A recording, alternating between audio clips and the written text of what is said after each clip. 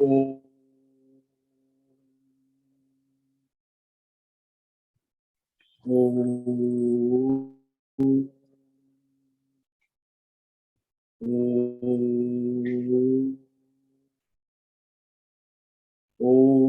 परमात्मने नमो नमः। ओम गं गणपतये नमो नमः। ओम सं सरस्वत्यै नमो नमः। ओम गुरुभ्यो नमो नमः। ओम नमो भगवते वासुदेवाय। ओम नमो भगवते वासुदेवाय। ओम नमो भगवते वासुदेवाय। ओम नमो भगवते वासुदेवाय। ओम नमो भगवते वासुदेवाय। ओम नमो भगवते वासुदेवाय। ओम नमो भगवते वासुदेवाय। ओम नमो भगवते वासुदेवाय। ओम नमो भगवते वासुदेवाय। प्रणाम स्वामी। ओम सहनाववतु सहनौ भुनक्तु सह वीर्यं करवावहै तेजस्विनावधीतमस्तु मा विद्विषावहै। ओम शांति शांति शांति। सदाशिवसमारंभां शंकराचार्य मध्यमा अस्मदाचार्य पर्यन्तां वंदे गुरुपरंपरा। वंदे गुरुपरंपरा। ओम पार्थाय प्रतिबोधितां भगवता नारायणेन स्वयं व्यासेन लिखितां पुराणं मध्ये महाभारतम् अद्वैतामृतवर्षिणीं भगवतीम् अष्टादशाध्यायिनीं त्वामनुसन्दधामि भगवद्गीते भवद्वेषिणीं। गीते भवद्वेषिणीं वसुदेवसुतं देवं कंसचाणूरमर्दनं देवकी परमानन्दं कृष्णं वन्दे जगद्गुरुं। कृष्णं वन्दे जगद्गुरुं। नमस्ते परमं ब्रह्म सच्चिदानन्दरूपाय निर्गुणाय नमस्तुभ्यं। ओंकाराय नमो नमः। ओंकाराय नमो नमः। सर्वे दुर्गाणि तरन्तु सर्वे भद्राणि पश्यन्तु सर्वे सद्बुद्धिमाप्नोतु सर्वे सर्वत्र नन्दतु सर्वे सर्वत्र नन्दतु। ओम तत्सत्। ओम ओम ओम।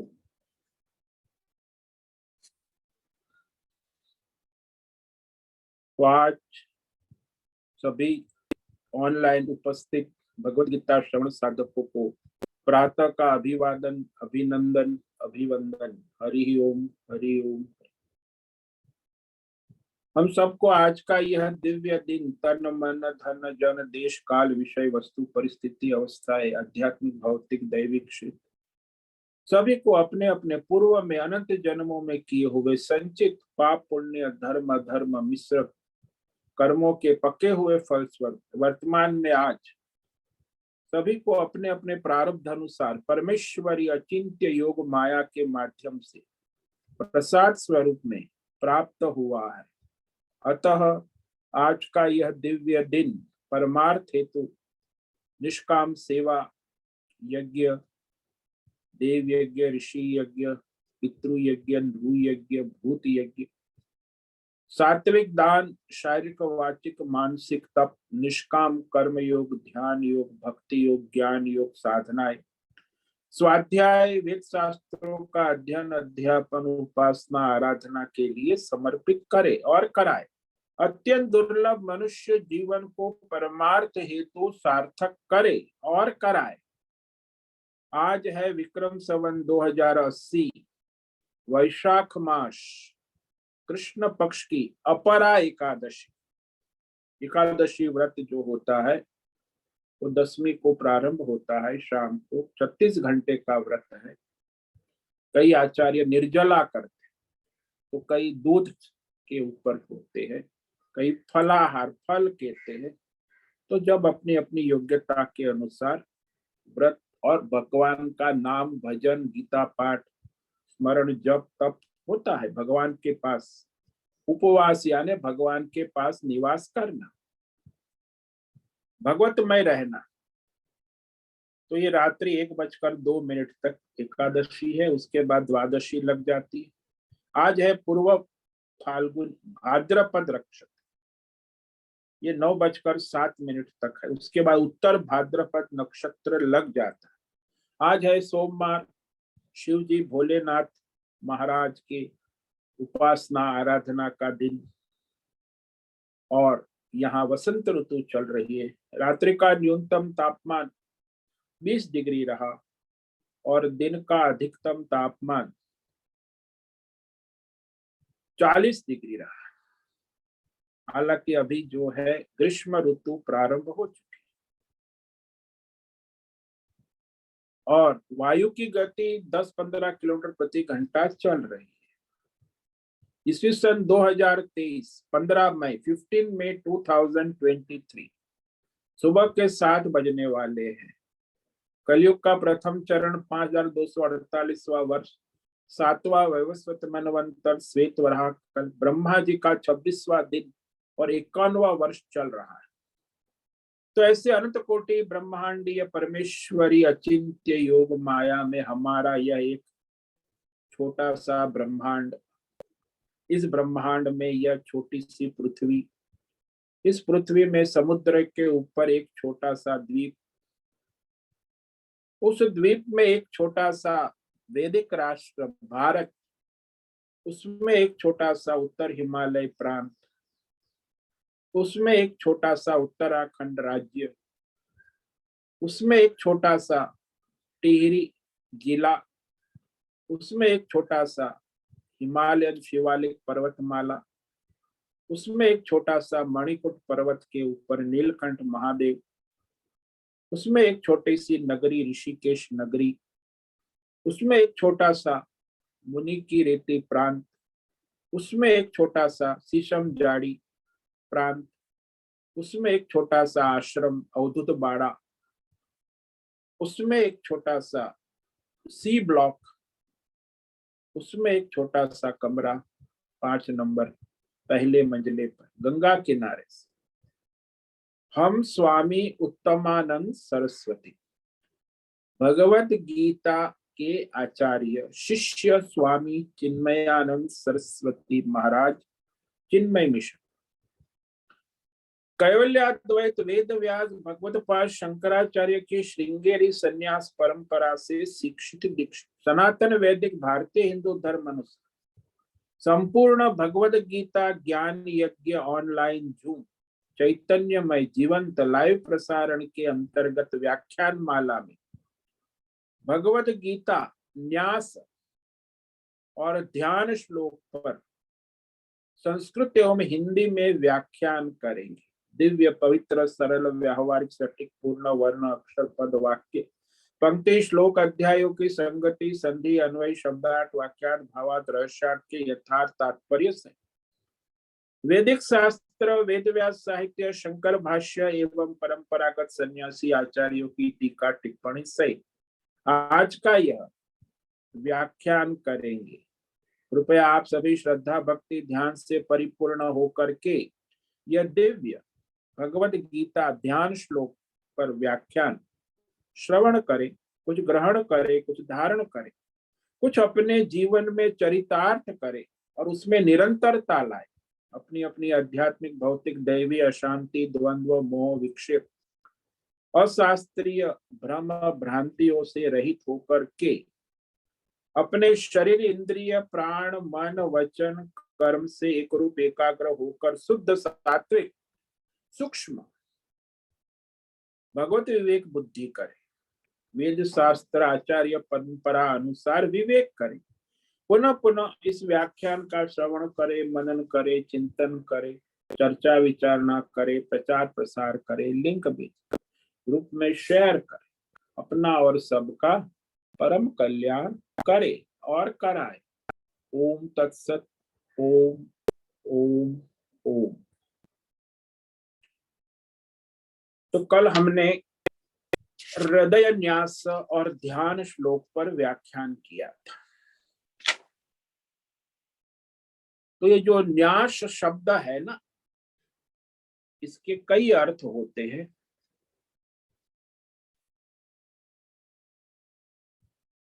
जिसमें अपने शरीर, इंद्रिय, प्राण और मन, भिन्न भिन्न अंगों में भिन्न भिन्न देवताओं को धारणा, ध्यान, जो सामान्य रूप से मंत्र उच्चारण के साथ साथ उस मंत्र के अनुरूप अंगों को स्पर्श करते हुए जो संपन्न किया जाता है उसे न्यास कहते हैं। न्यास का मतलब होता है जमाव करना और रखना, स्थापित करना, आरोपण करना। और न्यास का अर्थ होता है वचनबद्ध होना। और भी न्यास के अर्थ होते जैसे लिखना, लिख कर रखना, और चित्रित करना, अपने अंगों को जो टैटू करते आजकल, उसको भी न्यास कहते हैं। और संन्यास, जो न्यास यानी छोड़ना, त्यागना, तिलांजलि देना, तो संन्यास में वो शब्द उपयोग होता है त्याग, छोड़ना। न्यास का मतलब होता है घटाना, और न्यास का मतलब होता है संस्था जो होती है ना,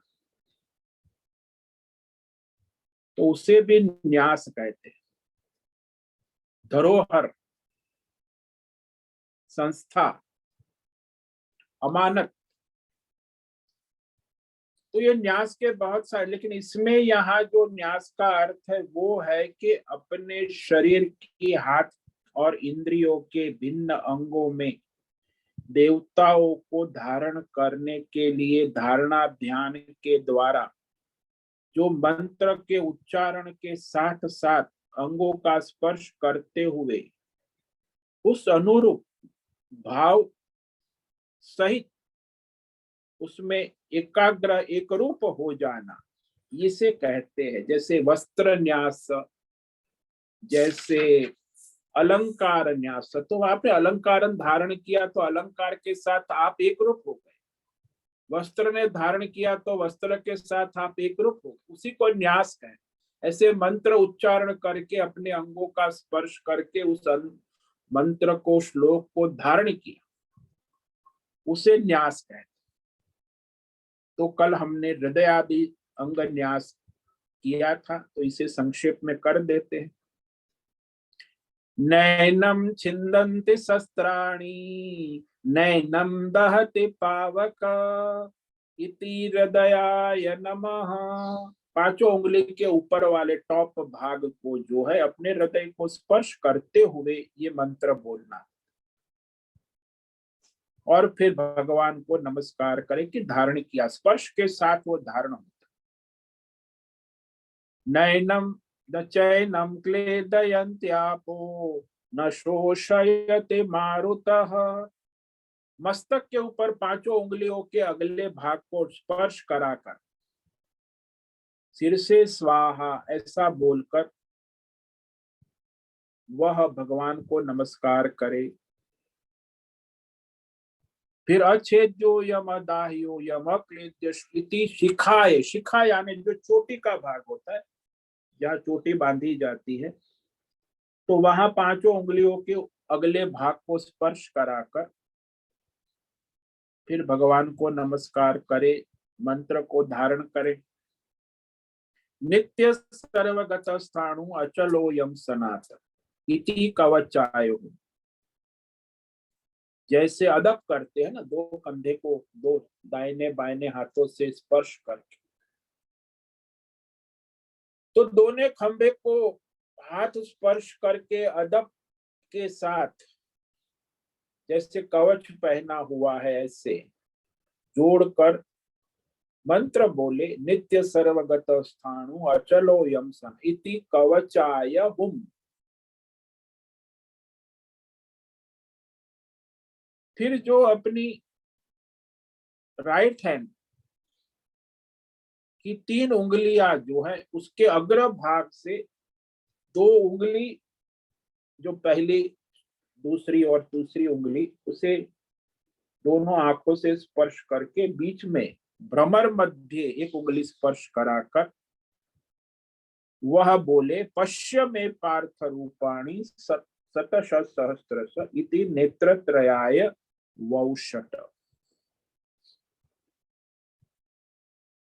और फिर अपने राइट हैंड को अपने मस्तक से उल्टी प्रदक्षिणा करा के फिर अपनी 2 उंगलियों से दाएं हाथ को स्पर्श करके ताली बजानी है, 2 उंगली से ताली बज और ये मंत्र बोलना, नाना विधानी दिव्यानी नाना वर्ण इति अस्त्राय हट।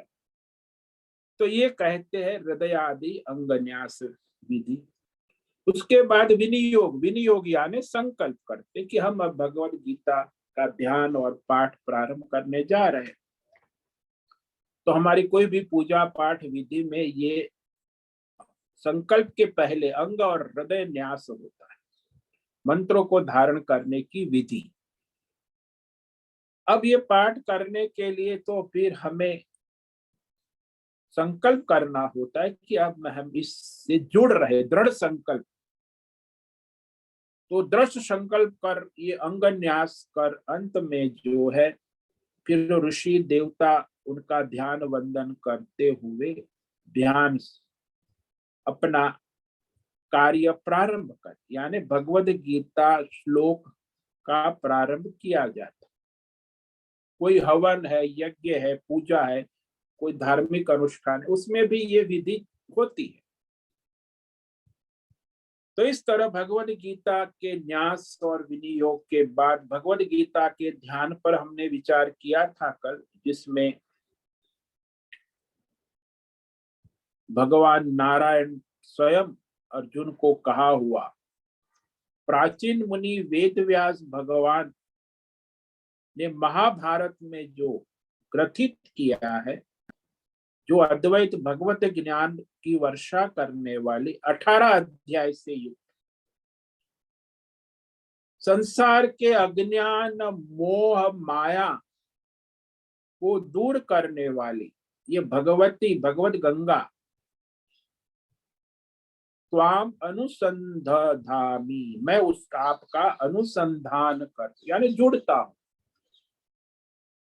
जैसे संस्था में लोग जुड़ते, अनुसंधान करते, राजनीति में जुड़ते हैं, व्यापार में जुड़ते, ऐसे यहाँ भगवान की गीता से जुड़ते हैं। भगवान से जुड़ने का ध्यान है, गीता से जुड़ने का अनुसंधान। मैं गीता ज्ञान से मैं जुड़ता हूं, अनुसंधान करता। उसके बाद महर्षि वेद व्यास का ध्यान वंदन हुआ, जिसमें उनको कहा कि विशाल ईश्वरीय बुद्धि से युक्त है, जिनकी बुद्धि में भौतिक, अध्यात्म, दैव और पारमार्थिक समस्त ज्ञान जिसने धारण किया है, ऐसी विशाल दृष्टि है जिसकी, दिव्य ज्ञान दृष्टि।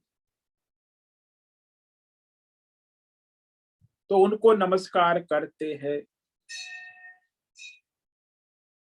जिन्होंने महाभारत रूपी तेल से भरे हुए दिए में भगवद गीता ज्ञान रूपी ज्ञान दीपक को प्रकट किया है, प्रज्वालितो ज्ञानमय प्रदीप।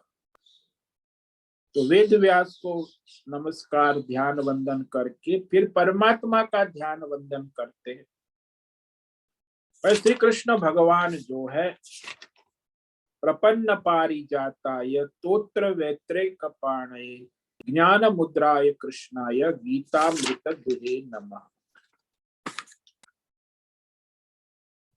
तो जो भगवान के समर्पित जीवन जीने वाले हैं, जो भगवत समर्पण जीवन जिनका है, उनके लिए कल्प वृक्ष है। उनकी सारी आवश्यकता, जरूरतें, कामनाएं भगवान स्वयं पूर्ण कर देते हैं, क्योंकि भगवान के शरण है ना। और जिन्होंने एक हाथ में चाबुक और एक हाथ में छड़ी, चाबुक का मतलब होता है संयम, छड़ी का मतलब होता है नियम, और संयम और नियम को धारण कर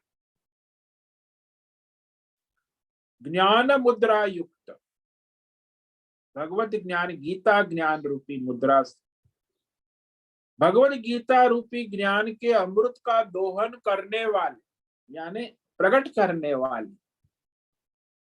तो गीता अमृत दोहन करने वाले भगवान श्री कृष्ण को हम नमस्कार करते हैं। हमारा नमस्कार हो, वारंवार नमस्कार हो। तो इस तरह कल हमने 3 ध्यान श्लोक पर व्याख्यान किया था। अब आज चौथा जो ध्यान श्लोक है, कुल मिला के 9 ध्यान श्लोक। सर्वोपनिषदो गावो दुग्धा गोपाल नंदनः पार्थो वत्स सुधीर भोक्ता दुग्धम गीतामृतम महत। तो हमारे वेदों का सार जो परमार्थ ज्ञान है, उसे उपनिषद कहते हैं। तो परमार्थ विषयक ज्ञान है, उपनिषद है। उसको यहाँ गायों की उपमा, देखिए बहुत सारी उपनिषद रूपी गाय, उस गायों का दोहन करने वाले कौन है? गोपाल नंदन। गोपाल यानी जो पृथ्वी का पालन करते हैं, जो गाय का पालन करते हैं, जो पृथ्वी को नंदित करते हैं, जो गाय को प्रसन्न, नंदन यानी प्रसन्न रखते।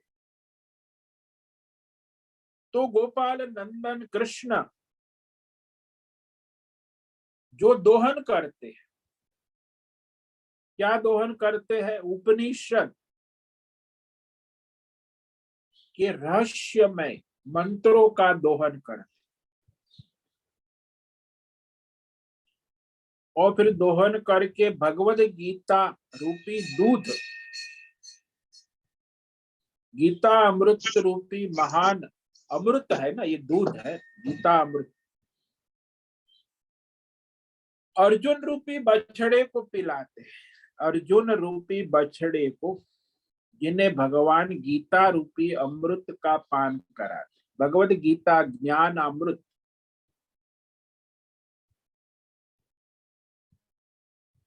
और केवल अर्जुन पीता है ऐसा नहीं, तो कौन पीता है? जो संसार में धर्मात्मा है, सात्विक है, विवेकी है, बुद्धिमान है। वैसे बुद्धिमान तो सब होते, तमोगुणी भी बुद्धिमान होते, रजोगुणी भी बुद्धिमान, सत्व गुण का प्राधान्य जिसमें है, धर्मात्मा है, वही इस भगवद गीता रूपी अमृत का पान करते हैं। गीता अमृतम महत् सुधीर भोक्ता। तो उसे पीने वाले जो बहुत ही कम होते, इतनी लाखों करोड़ों अरबों की बस्ती है, 7.5 अरब पृथ्वी की बस्ती है, उसमें हमारे देश में भी 142 करोड़ की बस्ती है। इस 142 में कुछ 100, 200, 50, 1000, 500 बहुत कम लोग इस गीता रूपी अमृत का पान करते हैं, जैसा कहा है वैसे। वैसे हमारे देश में भी जो सनातन धर्म में, पहले तो हमारे बाप दादा लोग रोज गीता पाठ करते थे, हमारी माँ भी करती थी, हमने भी देखा है, दादी भी करती थी, पिताजी भी। तो ये सब परंपराएं पहले थी। आजकल आधुनिक परंपरा में तो सुबह उठ के पहले मोबाइल पाठ होता है, व्हाट्सएप पाठ होता है, फेसबुक पाठ होता है। तो कलयुग है और किसी को गीता पाठ करने का आप लोगों को मिल रहा है, ये बड़ा आश्चर्य है। इतने सारे फीचर्स है, इतनी सारी दुनिया में आकर्षण है, उसे छोड़कर कोई गीता का अध्ययन सत्संग करे, बड़ा दुर्लभ। इसीलिए जो विवेकी है, बुद्धिमान है, धर्मात्मा है, सात्विक है, इस गीता ज्ञान रूपी अमृत का पान करते हैं। बहुत ही दुर्लभ। तो अर्जुन जैसे होने चाहिए। तो ये क्वालिफिकेशन हो गया ना कि भाई कौन गीता ज्ञान पढ़ेगा, सुनेगा, पहले सुनेगा, फिर पढ़ेगा, समझेगा, फिर अपने निश्चय करेगा कि मुझे ऐसा करना है, दृढ़ निश्चय करके फिर उसका अनुष्ठान चरितार्थ करेगा, चरितार्थ करके फिर उसका फल पाएगा, परिणाम। केवल सुनने से परिणाम नहीं आता। इसीलिए वह जो अमृत पान करने वाले, परिणाम तक पहुंचने वाले बहुत कम लोग। फिर आगे का ध्यान श्लोक है, उसमें कहते हैं कि वह वसुदेव के पुत्र कंस और चाणूर के वध करने वाले, देवकी को परमानंद देने वाले, यानी सारे विश्व के गुरु, जगत गुरु किसको कहेंगे? बोले भगवान ही जगत गुरु है। चाहे भगवान कहो, ब्रह्मा कहो, चाहे राम कहो, चाहे कृष्ण कहो, चाहे शिव कहो, जो भी भगवान है, चाहे कृष्ण कहो, तो जगत गुरु है कि उन्हीं के माध्यम से सारा संसार में भौतिक, अध्यात्म, दैव और पारमार्थिक ज्ञान की धारा बहती है। ये कोई मानव निर्माण नहीं। आजकल मनुष्य समझता है वैज्ञानिकों ने खोज की। अरे वैज्ञानिक क्या है, वो क्या करेगा? भौतिक विज्ञान वो ईश्वरीय ज्ञान है, चाहे भौतिक हो, चाहे आध्यात्मिक हो, चाहे दैवी हो, चाहे पारमार्थिक। हाँ, वैज्ञानिकों ने ये किया कि भाई वो जो आपके खान पान का सामान है उसे डब्बे में पैक करके आपके घर तक पहुंचाना, तो वो जो काम है पैक करके भेजना का, मार्केटिंग करने का काम मनुष्य कर। लेकिन उस डब्बे में जो मिठाई है, मिठाई में जो सारी चीनी है, बेसन है, लड्डू है, मेवा है, सूखे, ये सब वैज्ञानिक नहीं बनाते। हाँ, मिठाई बना के आपको डब्बे में घर तक पहुंचा देते ऑनलाइन। तो इसको प्रगति कहते। कितनी प्रगति मनुष्य ने की। देखो आजकल ऑनलाइन फोन करे, कोई भी मिठाई आपको घर बैठे पहुंच जाती है। वैज्ञानिकों ने बड़ा विकास। अब मिठाई में जो है ईश्वरीय तत्व, उसको तो वो वैज्ञानिक नहीं बनाते। लेकिन बड़ा भ्रम हो जाता है मनुष्य को। तो ईश्वर में श्रद्धा नहीं है, प्रकृति में श्रद्धा नहीं है, वो जो भौतिक जड़वाद है उसी में श्रद्धा उनकी पड़ती। तो इसीलिए आज का जो भौतिकवाद है, जड़वाद इसको कहते, जिसमें मनुष्य ज्यादातर जो है तमोगुणी और रजोगुणी ही होते हैं, और वो सत्व गुणी है, उसमें कुछ विवेक की संभावना है। तो इसको समझा भी नहीं सकते। तमोगुणी है, रजोगुणी है, जड़वाद है, भौतिकवाद है, भोगी है, तो उसका काम ही खाना पीना, सोना, भोग करना, सेक्स करना और मरना और हॉस्पिटल जाना। आजकल हॉस्पिटल और हॉस्पिटल दवा का धंधा, क्योंकि उनको कोई मतलब है ही नहीं ना धर्म कर्म से, नियम से, संयम से। तो भोगे रोग भयम, दवाई खाते रहो और भोग करते रहो, योगा करो और भोग करो। आजकल तो योगा करके भी भोग करना है, त्याग नहीं करना है। कुछ त्याग की बात आए तो भड़कते हैं कि भाई छोड़ना नहीं है, भोग की बात बताओ। तो इस तरह कलयुग में जो है ये भोग प्रधान होने के कारण मनुष्य अपने लक्ष्य से भ्रमित हो जाता, धर्म से ही पतित पहले धर्म ही नहीं है तो परमार्थ की बात तो बहुत दूर की है ना। योग साधना, ध्यान योग, भक्ति योग, ज्ञान, ये तो सब हायर क्लास। पहले धर्मात्मा की बात आती। तो यहाँ भगवान जो है स्वयं जगत के गुरु है। जगत के गुरु केवल भौतिक जगत के नहीं, अध्यात्म जगत के भी गुरु है, दैवी जगत के भी गुरु है, परमार्थिक जगत के भी गुरु है। सारे ज्ञान विज्ञान के देने वाले वही है। वो वैज्ञानिक ने बुद्धि में कुछ, तो उसकी बुद्धि को चलाने वाले कौन है? नहीं, वैज्ञानिक अपने आप अपनी बुद्धि चलाता है, तो भी ईश्वर बुद्धि देता है। मत स्मृति ज्ञान, हम भगवानी स्मृति स्मरण देते हैं, ज्ञान देते हैं, भगवानी बुद्धि देते हैं। लेकिन जिसकी बुद्धि जड़ हो गई वो मानते हैं कि ईश्वर नाम की कोई चीज है ही नहीं, हम ही है, तो आसुरी बुद्धि होती। तो वो यहाँ अब आगे कहते हैं, वसुदेव सुतम देवम कंस चाणूरमर्दनम देवकी परमानंदम कृष्णम वंदे जगद्गुरुम।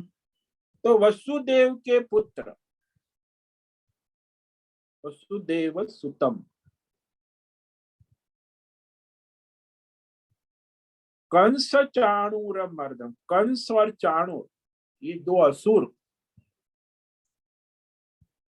उसका नाश करने वाले, देवकी देवकी को परमानंद देने वाले, माता देवकी, ऐसे जगत गुरु कृष्ण को हम वंदन करते हैं। तो इसमें 4 वाक्य है। वसुदेव, वसु यानी ये प्रकृति, और उस वसु यानी पृथ्वी भी होता, वसति इति वसु, तो वह प्रकृति से उत्पन्न, प्रकृति को उत्पन्न करने वाले, पति के पुत्र भी होते हैं। और जो लीला करते हैं ना, ये सारी भगवान की अवतार लीला, राम लीला, कृष्ण लीला, इसको हम कर्म नहीं कहते, भगवान की लीला है, दिव्य लीला करने वाले। और उनकी दिव्य लीला में जो एक श्रेष्ठ लीला है वो असुरों का नाश करना, यानी अधर्म का नाश करना।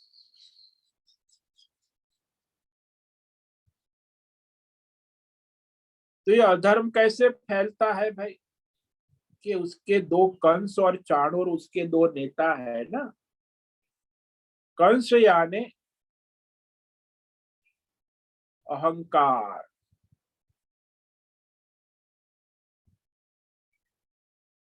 अज्ञान और अहंकार, ये 2 राक्षस है।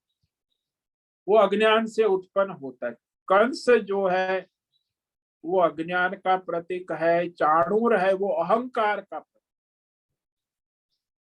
तो ये अज्ञान और अहंकार रूपी राक्षस को नाश, तो सारे संसार में आतंक किसने मचा रखा? आतंकवादी कौन है? ये 2 ही आतंकवादी, अज्ञान और अहंकार।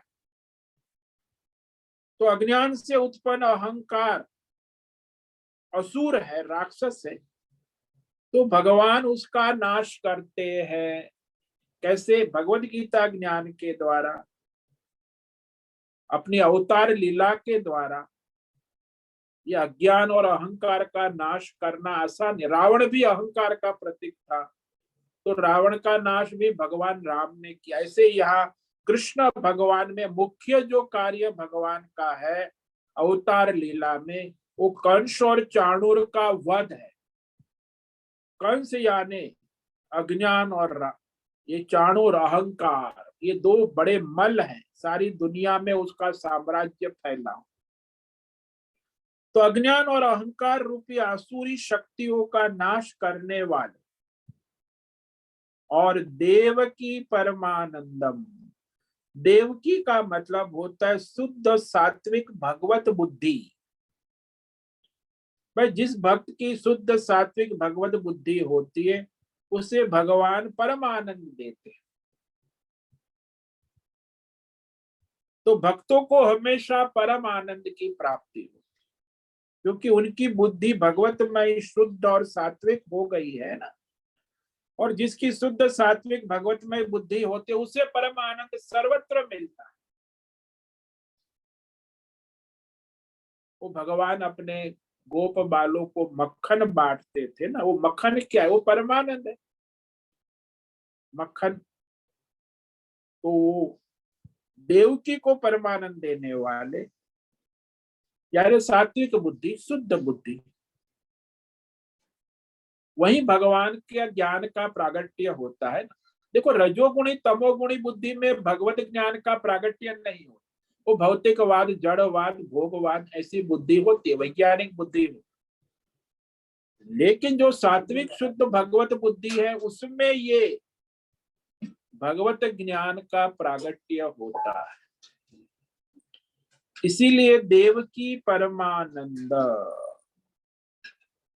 कृष्णम वंदे जगत। कृष्ण यानी सबको आकर्षित करते अपनी ओर, अपनी लीला से, अपनी वाणी से, अपने ज्ञान से, अपने नाम से, अपने रूप से, अपने ऐश्वर्य से। बहुत भगवान तो कृष्ण षोडश कला पुरुष है ना, पूर्ण अवतार माना है। इसीलिए वो जगत गुरु भी है। गुरु वो होता है जो अज्ञान का नाश कर अपने ज्ञान स्वरूप का बोध कराए। तो यही भगवान गीता के माध्यम से भगवान ने स्वयं सिद्ध कर दिया कि वो ही जगत गुरु है, बाकी सब तो उसके सहायक है। वो जगत गुरु कह दिया। कई बार लोग कहते हैं कि भाई हमारे गुरु इतने महान है, इतने महान है, कि जो हमारे गुरु जी कहते वही भगवान ने गीता में कहा है। इसलिए भगवान से और गीता से भी उनके यानी बुद्धिजीवी है। वो लोग मानते हैं कि हमारे गुरु जी की बुद्धि इतनी महान है कि वो भगवान और भगवत गीता से भी उनकी बुद्धि महान। तो आजकल ये बुद्धिजीवी वर्ग बहुत बढ़ गया है। भगवत गीता पर लिखने वाले, बोलने वाले नए नए संप्रदाय, आजकल कलियुगी संप्रदाय खड़े हो गए। बहुत सारे चल रहे हैं, अभी आगे भी चलेंगे। वो भगवान को और भगवत गीता को महत्व नहीं देते, वो अपने गुरु को, अपने व्यक्तित्व को महत्व कि सबसे बड़ा क्या है। अरे भाई भगवान है, भगवान की वाणी है। नहीं नहीं, हमारे गुरु तो ऐसी बुद्धि भ्रष्ट जो कलियुगी आसुरी संप्रदाय है उसमें इस प्रकार का आजकल प्रचार चल रहा है। लेकिन यहाँ तो भगवान ही श्रेष्ठ है और भगवान की वाणी, यानी भगवान के सिवा कोई विश्व का जगत गुरु नहीं, क्योंकि ज्ञान उसी का। बाकी अब तो ये सब रिपोर्टर है। हम लोग जो कह रहे हो तो भगवान ने जो कहा वो केवल लोगों को रिपोर्ट करते, पत्रकार है तो वो अपना घटनाओं का रिपोर्ट करते। ज्ञान तो भगवान का ही है ना, भगवान का दिया हुआ है। इसीलिए भगवान जगत गुरु है और सभी ज्ञान भगवान के माध्यम से ही आते। लेकिन ये आजकल अहंकार का जमाना है, तो वो भौतिक ज्ञान, अध्यात्म ज्ञान, दैविक ज्ञान और पारमार्थिक ज्ञान, सब ज्ञान के प्रदाता भगवान ही। उनकी मर्जी के बिना कुछ नहीं हो सकता। तो ऐसे जगत गुरु भगवान परमात्मा श्री कृष्ण को हम वंदन करते। कृष्णम वंदे जगत गुरु। अब आगे महाभारत ग्रंथ जो है उसकी नदी की उपमा से निरूपण किया गया। मैं ग्रंथ को संक्षेप में, कवियों की बड़ी बड़ी विचक्षणता होती। तो यह महाभारत ग्रंथ, उसमें जो उसकी नदी की उपमा देकर उसे संक्षेप में कहा गया है कि उसमें क्या है, कथा क्या है। कथा को संक्षेप में एक श्लोक में पूरी महाभारत नदी की उपमा से कह देते। ये कवियों की महानता है। 1 लाख श्लोक को एक श्लोक में भी कह सकते हैं, एक श्लोक को 1,00,000 श्लोक, तो यही तो विद्वत्ता है, काव्य है, यही तो महानता है विद्वानों की। भीष्म द्रोण तटा जयद्रथ जला गांधार नीलोत्पला शल्यग्राहवती कृपेण वहनी कर्णेन वेलाकुला अश्वत्थाम विकर्ण घोर मकरा दुर्योधनावर्तिनी सोतीर्णा खलु पांडवैरण नदी कैवर्तक केशव। इस श्लोक में 8 वाक्य है।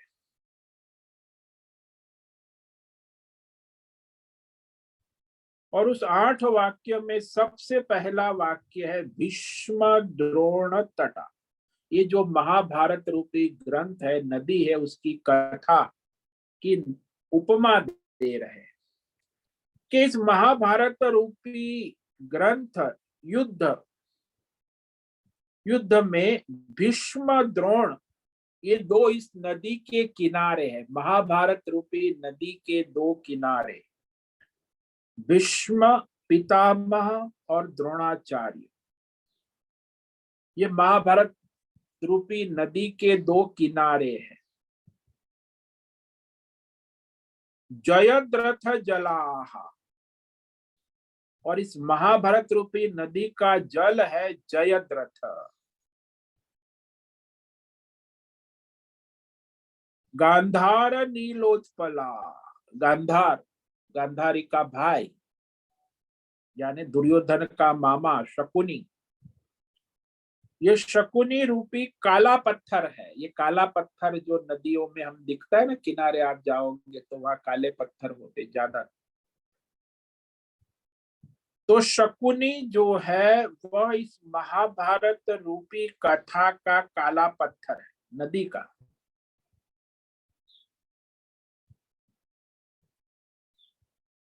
शल्यग्राहवती,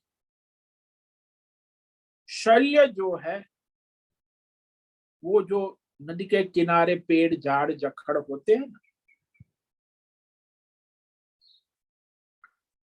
तो जाड़ जखाड़ जो नदी के किनारे छोटे छोटे पानी के अंदर भी कुछ पौधे होते हैं बाहर, तो उसे शल्य रूपी जाखड़ वाले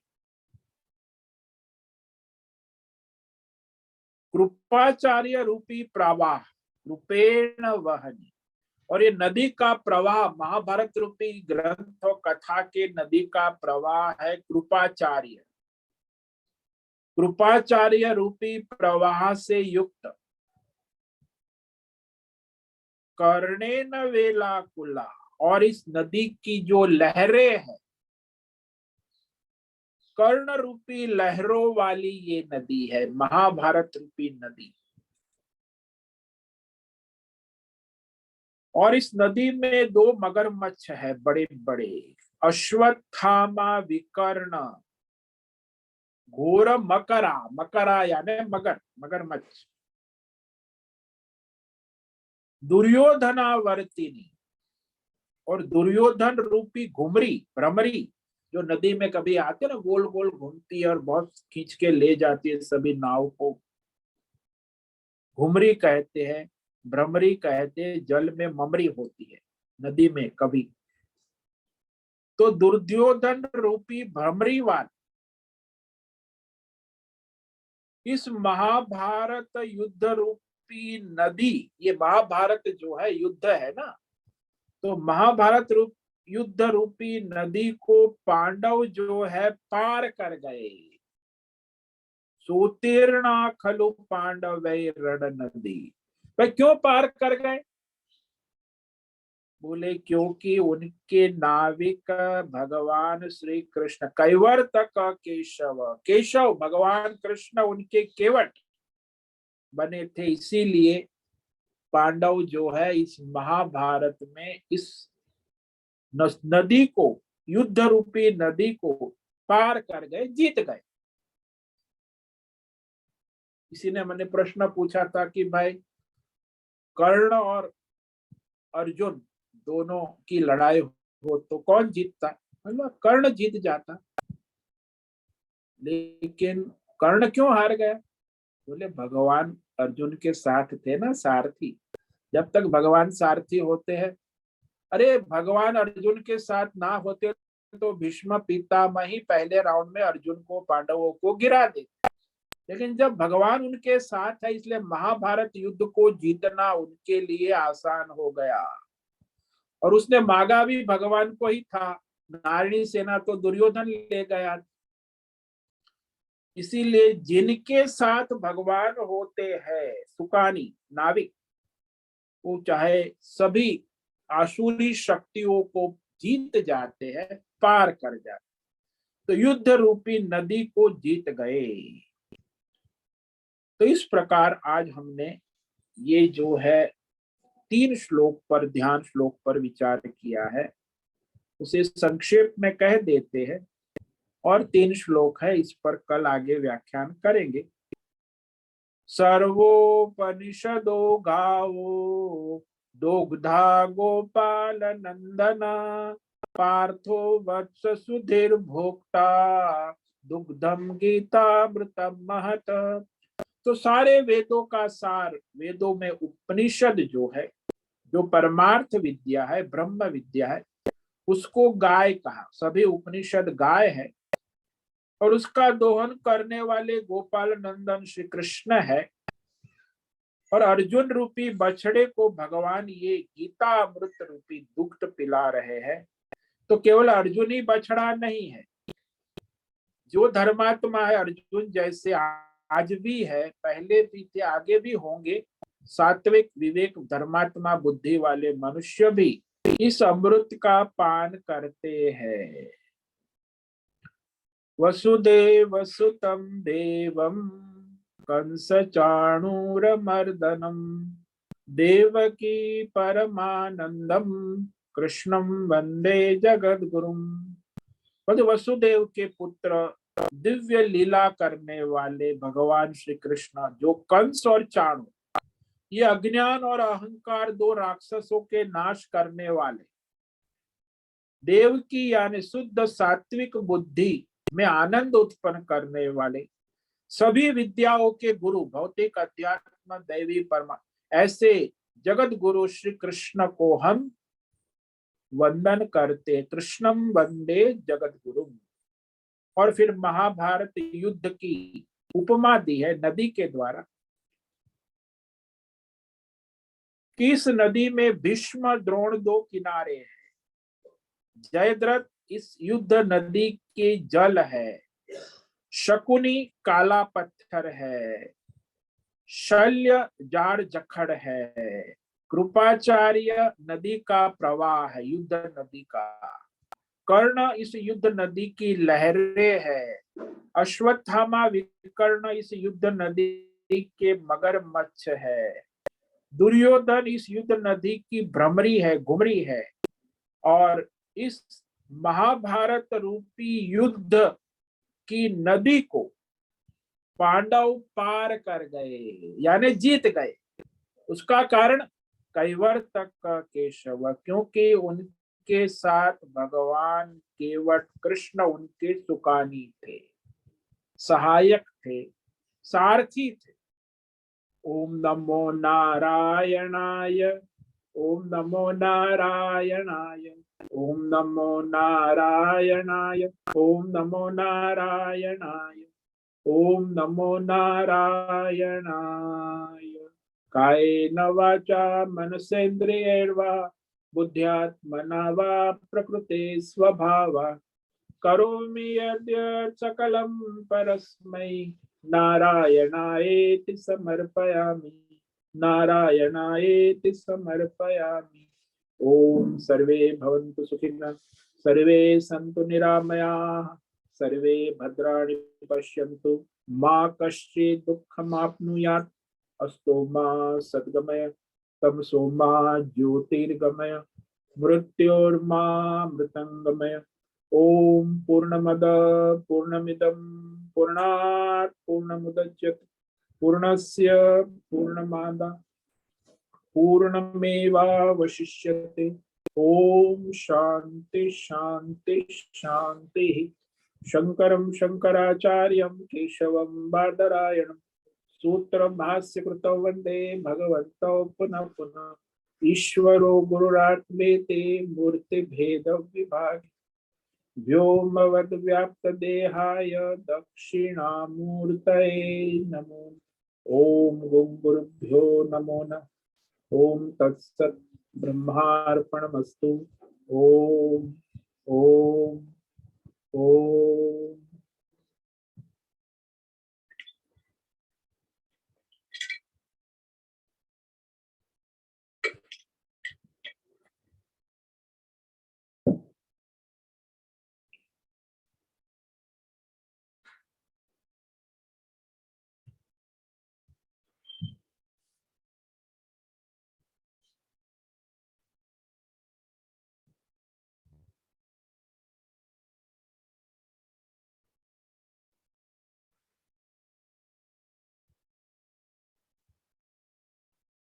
किसी भी साधक को कोई प्रश्न है पूछ सकते हैं। प्रश्न का समय है प्रश्नोत्तरी।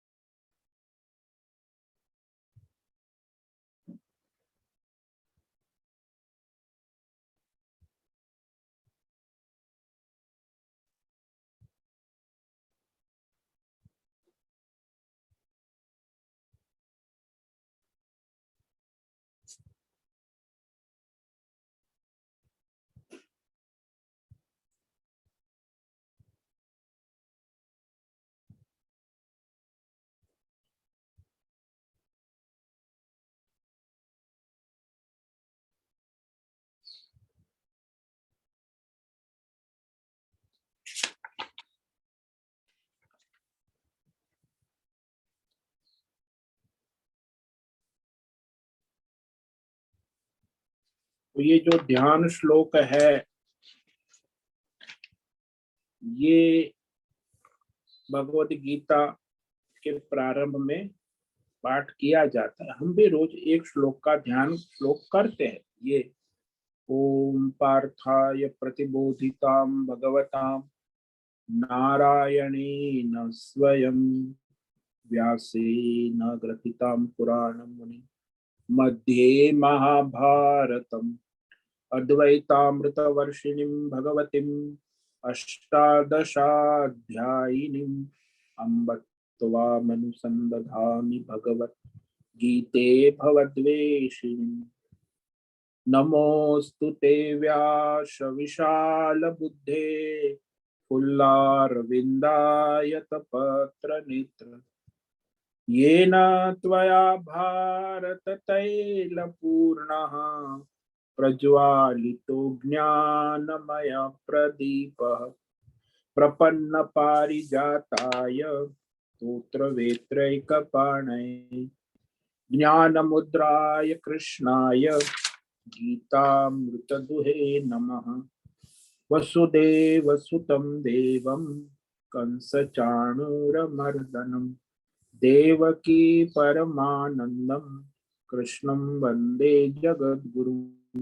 सर्वोपनिषदो गावो दुग्धा गोपालनन्दन पार्थो वत्स सुधीर्भोक्ता दुग्धं गीतामृतं महत्। भीष्मद्रोणतटा जयद्रथजला गान्धारनीलोत्पला शल्यग्राहवती कृपेण वहनी कर्णेन वेलाकुला अश्वत्थामविकर्णघोरमकरा दुर्योधनावर्तिनी सोतीर्णा खलु पाण्डवैरणनदी कैवर्तक केशवः पाराशर्यवचः सरोजममलं गीतार्थ गंधोत्कटम नानाख्यानक केसरम हरिकथा संबोधना बोधितम लोके सज्जन षट्पदैर्हरः पेपीयमानं मुदा भूयात् भारत पंकजं कलिमल प्रध्वंसि न श्रेयसे मूकं करोति वाचालं पंगुं लंघयते गिरिं यत्कृपातमहं वन्दे परमानन्दमाधवम् यं ब्रह्मा वरुणेन्द्र रुद्र मरुतः स्तुन्वन्ति दिव्यैस्तवैः वेदैः साङ्गपदक्रमोपनिषदैः गायन्ति यं सामगाः ध्यानावस्थितद्गतेन मनसा पश्यन्ते यं योगिनो यस्यान्तं न विदुःसुरासुरगणाः देवाय तस्मै नमः देवाय तस्मै नमः। तो ये 3 ध्यान श्लोक है, इस पर हम कल व्याख्यान करेंगे। तो कुल मिला के 9 ध्यान श्लोक है गीता ध्यान। ठीक है, अभी 5 मिनट है, किसी को कोई प्रश्न है पूछ सकते हैं।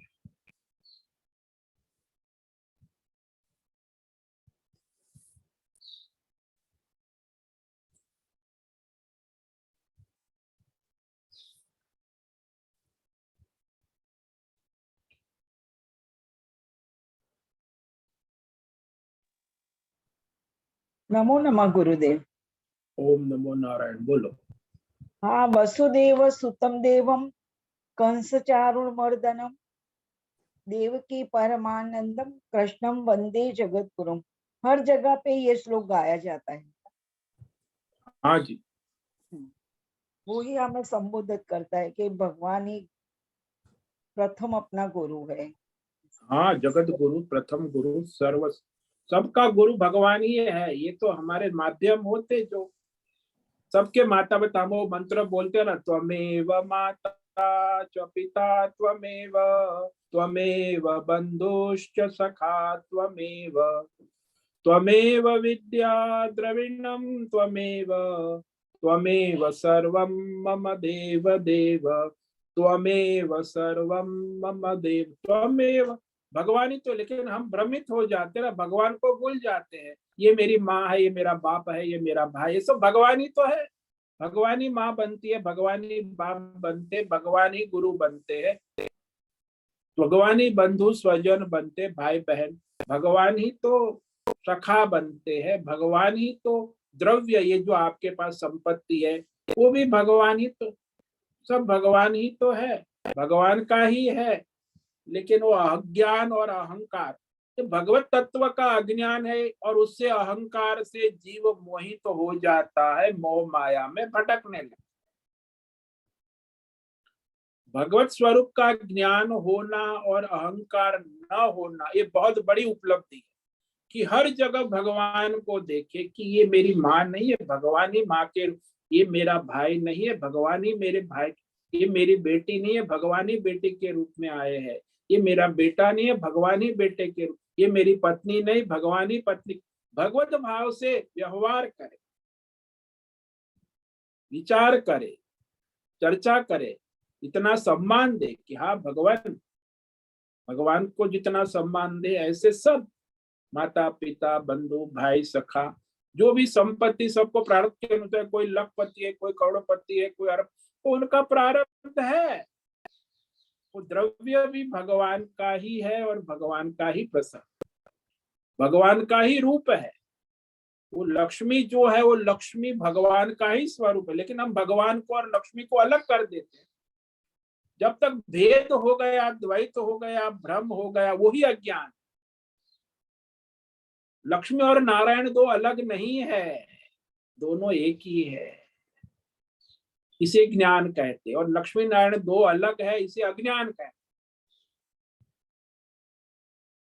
तो इसी तरह ये अज्ञान से फिर वो अहंकार में आ जाते हैं, अहंकार से फिर गलत कामनाएं और वासनाएं, और फिर कामनाओं से फिर अनेक प्रकार के पाप पुण्य धर्म अधर्म कर्म और कर्म से अनेक प्रकार के लोक फल भोग और उसी में घूमते रहे।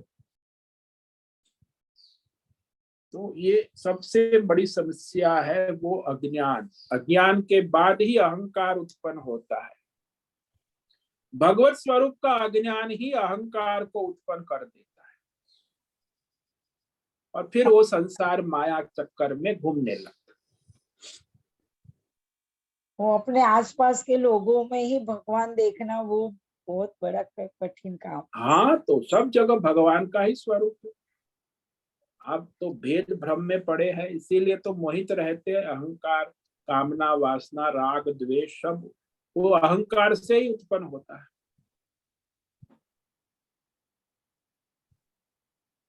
ये साधना है। जब आप कर्म योग कठिन नहीं है, निष्काम कर्म योग करो, ध्यान योग निष्काम भाव से करो तो अपने आप वो भगवत बुद्धि उत्पन्न होने लगती। सकाम करोगे तो नहीं, आप तो कामना से संबंध से जुड़े हुए हो। आपको कोई कामना नहीं है, उनकी सेवा भगवत भाव से करो तो सारे संबंध में भगवत भाव उत्पन्न होने लगे। लेकिन आप अपनी अपनी एजेंडा और कामना लेके बैठे, पति से पत्नी से बच्चों से भाइयों से बहनों से संपत्ति से समाज से, तो कामना वाला है तो वो तो भाई भगवतमय नहीं हो सकता। अहंकार में ही कामना से डूबा रहता। निष्काम होना यही सबसे बड़ी साधना है ना। हर समय निष्काम होने का प्रयास करें, भगवतमय होने का प्रयास, वही साधना है। समझ में आया? हाँ समझ में आया, पर ऐसे सोचते उसी समय लगता है, फिर काम करने जाते तो भूल जाते और फिर आ जाता है कि उन्हें ये। हाँ तो फिर भूल जाते हो, फिर याद करो, बार बार भूलोगे, बार बार याद करो कि हम भगवान की सेवा में है। वो तो अभ्यास करना पड़ेगा ना, निरंतर करना ही नमो नमः। ओम नमो। ठीक है, समय पूरा हो गया। सभी साधकों को आज का ओम नमो नारायणाय। सबको ओम नमो नारायणाय। ओम नमो नारायण। नमो नारायण। सभी साधकों को ओम नमो नारायण। उससे निवेदन है आज का सत्संग पूर्ण करें। ओम नमो नारायण। स्वामी जी। ओम नमो नारायण। ओम नमो नारायण स्वामी जी। आज का यह दिव्य सत्संग हम यही पूर्ण करते हैं। सभी साधकों को ओम नमो नारायणाय। सभी साधकों को ओम नमो नारायण।